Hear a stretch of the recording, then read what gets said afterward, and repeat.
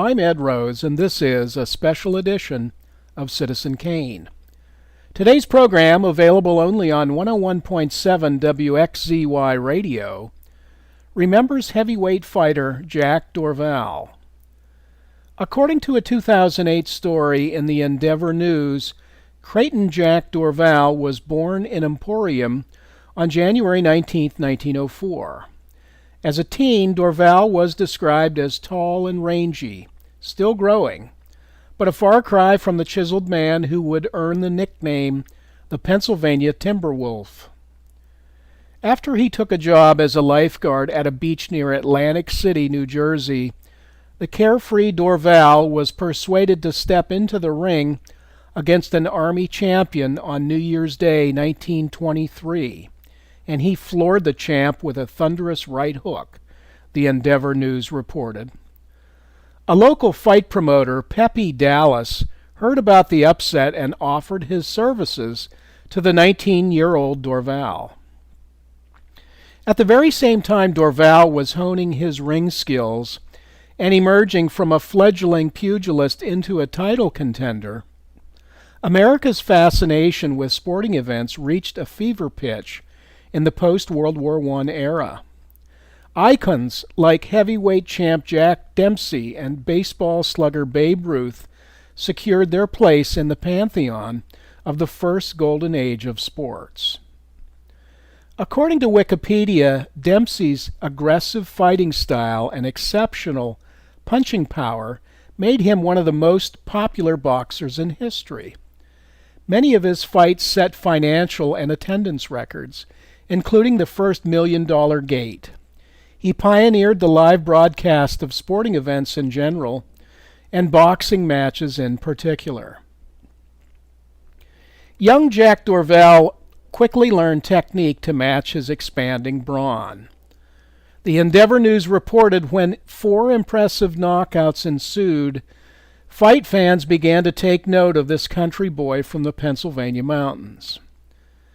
When legendary boxing promoter Doc Kearns split with Jack Dempsey over money issues in 1924, he took Dorval under his wing, the newspaper reported. Later that year, Dorval dropped heavyweight Dan Lieber at Madison Square Garden, and Kearns touted his 22-year-old rising star as the next heavyweight champion.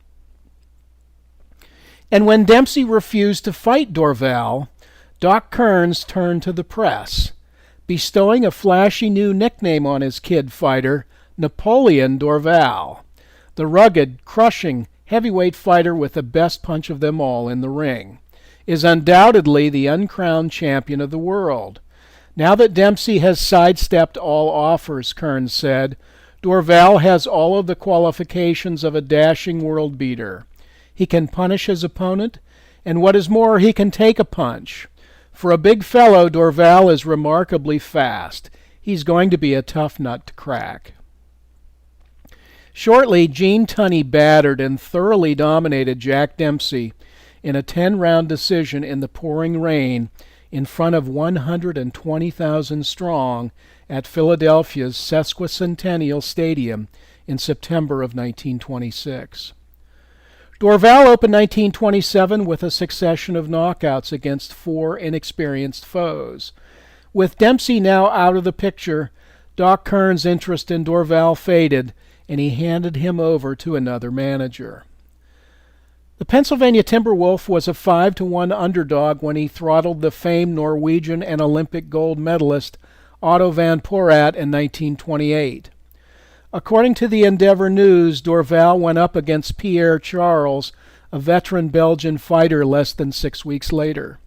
The Wolf charged out, delivered a crushing left jab, and suddenly stepped back and winced when he broke his hand, a recurring problem for Dorval. With the demise of Jack Dempsey's career in the ring and the glass hands that stalled his hopes of stardom, Dorval returned to McKean County to train in the village of Gardeau. According to the Kane Republican, Damon Runyon, famous writer, promised big things for Dorval's camp. The clean, bracing air, pure mountain water, and all the natural requirements necessary to a project of this kind are embodied in the vicinity of Gardeau. Runyon arranged a pair of comebacks with Dorval beating one journeyman and then losing a decision in 1932, calling it quits at the tender age of 28, with a career record of 22 wins, including 15 knockouts, 6 losses, and 3 draws. According to the Endeavor News, Dorval earned a considerable sum of money, but his managers apparently grabbed with both hands and took more than their share. Dorval's carefree lifestyle drained much of what was left from his many purses. Jack Dorval married Alice McGonigal, a local woman, in 1933. He ran unsuccessfully for Cameron County Sheriff on the Democratic ticket that year.